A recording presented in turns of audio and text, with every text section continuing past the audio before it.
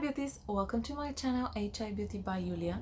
The topic for today is the INCI List and how to read it, what is part of your product and why it is so important to actually look at the ingredients list.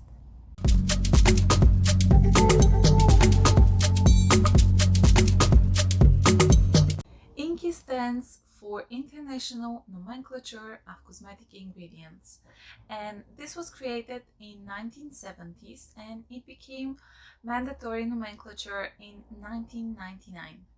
So why is so important actually? There's different requirements when we talk about labeling and how the INCI List is created in Europe and USA and obviously different countries. But what is important to know is that the way that the ingredients are one after another depends on what contains the most of the product. So what is the base of it, if you want to say, and usually that's either something like water or aqua, or it will be aloe vera gel, which is based on water really, or it will be some kind of root extracts, and it could be something like 70 to 90% actually. But what is important to know is that although yes, the first few ingredients will be the whole base of your product, that doesn't mean that there will be the active ingredients inside, because depending on the different ingredients there is different recommended levels in order to have the optimal results and minimal irritation. In the European Union, there is a regulation with regards to 26 allergens, which if they are part of any of the ingredients, whether essential oils or the common name perfumes or anywhere else, they have to be listed separately. And we are talking about any type of concentration over 0.01% for a wash-off product like your shampoo or your face wash, and 0.001% for a leave-on product like a serum or a moisturizer. In the European Union, if nanoparticles are part of the ingredients, then this have to be mentioned as well. So very often you will see it for titanium dioxide, which is quite used in the sunblocks and in foundation powder or any type of BB creams. And if this ingredient is used as nanoparticles of titanium dioxide, this will be mentioned in the INCI List. In the United States, there is no requirements with regards to any type of allergens, but what is different is that if there is something like, say, a rosemary into the ingredients or any other botanical ingredient, then it has to be listed not just the Latin name but as well as the common known name in order to be more recognizable from the consumers. Up until you get to the 1%, everything is in descending order, so from the highest concentration toward the lowest concentration. When you hit this 1%, everything is really mixed up. The idea is not to be able to copy the product. Now the problem is that they don't tell you which ingredients is exactly the 1%, so I will give you a few tips after in the video. Trade secret in your product is also the perfume. So it will be listed as a common name, perfume, but it will be like a formula within the formula, because it has active, it has fixative, it has preservative itself, so you really don't know what is inside. The INCI List was created with the idea that if you have some kind of allergy, you will be able to look into the ingredients list and then obviously avoid this product if something that you are allergic to is part of it. But nowadays we are getting more and more informed about actives and what we want in a product and what we don't want. But it's very important to know that there's a lot of things that the ingredients won't tell you, and about those I will talk next week, because yes, you do have to focus on the ingredients list. You might get some idea about the quantities and what is inside, but also there's so many things that the INCI List will not tell you, and it could really mess up your skincare routine. So for those one I will talk about next week.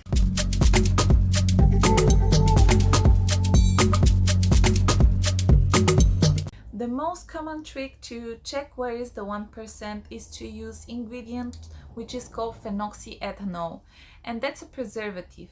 It is widely available in many different products because it is a preservative. It will keep your product away from any harmful bacteria or microorganism. So a lot of the bad mouthing about these ingredients was from the natural or clean cosmetic brands because it is a synthetic compound, but it is considered to be safe worldwide, and that's why a lot of different products will contain exactly these ingredients. Now, the rule with the phenoxyethanol is that brands are not allowed to use it in concentration higher than 1%. So as soon as you see this ingredient, you do know that everything before may or may not be 1%, but everything after is definitely less than 1%. Another trick is to look into parabens. If there's any kind of parabens which are used as preservative, then definitely afterwards everything will be less than 1%. The other way to check where is the 1% line is to look at some of the active ingredients. For instance, salicylic acid will not be in your product more than 2%, but some of the brands will tell you how much is exactly. If you know for some of the ingredients that they're a bit more expensive, whether because of their origin or because the way that they has to be refined, then you will know that if your product is not very expensive, these ingredients won't be a lot into your product. So, common ingredient used into many of the products is also benzoyl peroxide, and that's ingredient that won't be more than 2.5% into your product. Butane glycol is ingredient that it could be used between 1 and 10%, but much more often it will be somewhere around the 1%.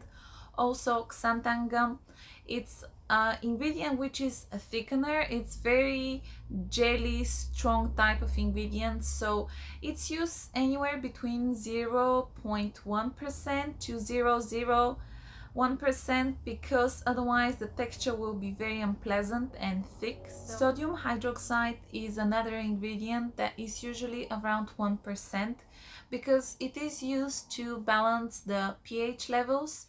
Polyacrylamide could be used in higher percentage, but because usually brands are using it as binding agent, it will be less than 1% into your product.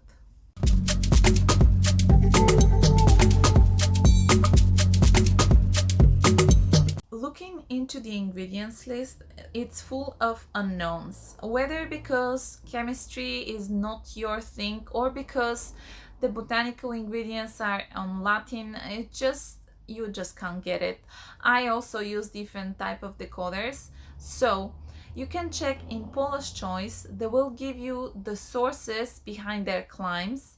I will say usually if they don't like something, they don't like it, and they are very strongly opinionated about the things that they don't like. Then you can check in CosDNA and INCI Decoder.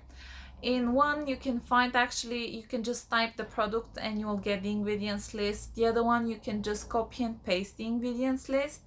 Now the bad thing for those two is that actually they will not tell you where they get their information from, so whether they say it's a good or a bad ingredients, you just don't know why.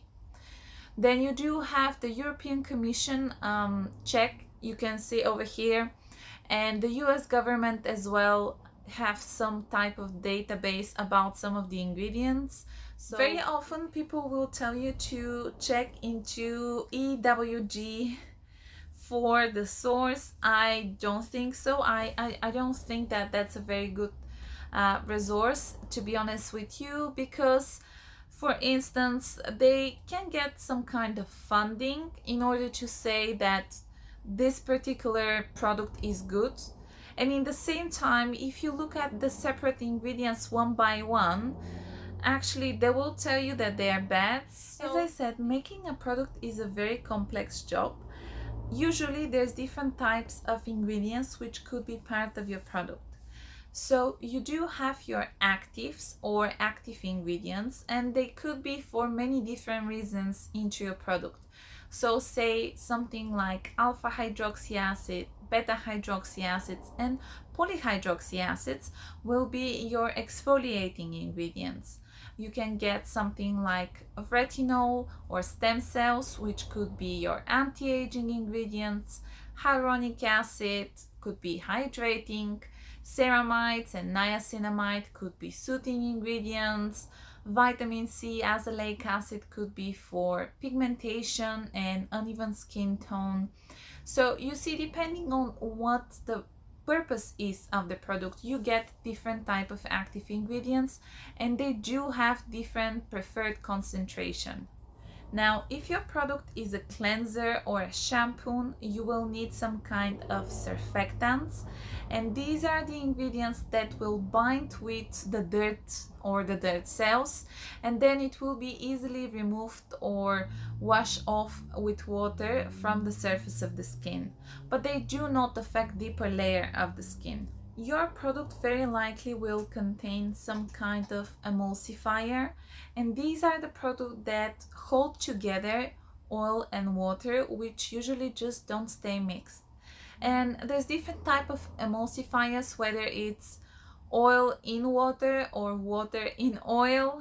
Then you do have preservatives, which are super important for the health of your product and of yourself, obviously, because you do not want any type of contamination. When we talk about the texture of the product, you might get some kind of emollients in order to get this nice and soft, often to be considered as a luxurious texture. Solvents that will help to get a little bit lighter texture, or thickeners in order to hold together a bit better the product. Stabilizers and antioxidants are very important for your product. So things like, say, pure L-ascorbic acid is very unstable, so it will be completely useless. If it gets oxidized, actually it can be harmful for your skin. Therefore, you do need some kind of additives in order to keep the formula active and stable. And then so many products will have inside perfume or fragrance or aroma, and I think it's very important to say that the reason why many of the people, including myself, don't like perfume is not because I don't like the smell. I do, but unfortunately it's full of irritating ingredients. Moreover, that the fact that something has perfume will not change the benefits for the skin.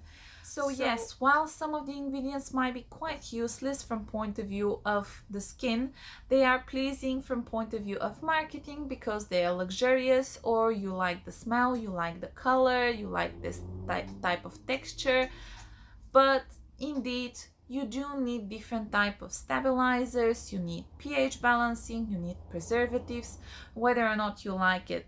And while it may not sound so good to have, say, a horse oil into your cream, it will be much more beneficial than something like golden particles inside.